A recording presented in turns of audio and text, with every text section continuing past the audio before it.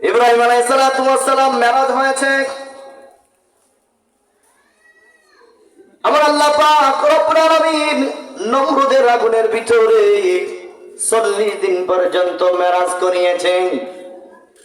ওই 40 দিন ভিতরে ইব্রাহিম আলাইহিস সালাম এত কিছু দেখেছে।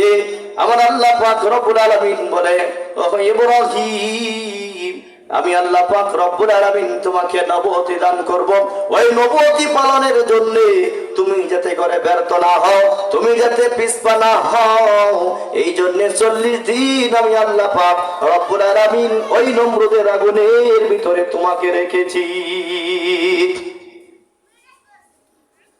আমার আল্লাহ পাক রব্বুল আলামিন সূরা আনামের 75 নম্বর আয়াতে উল্লেখ করেন, ওয়াকাযালিকা নুরি ইব্রাহিমা মালাকুতিস সামাওয়াতি ওয়াল আরদ ওয়ালিয়াকুনা মিনাল মুকিনিন।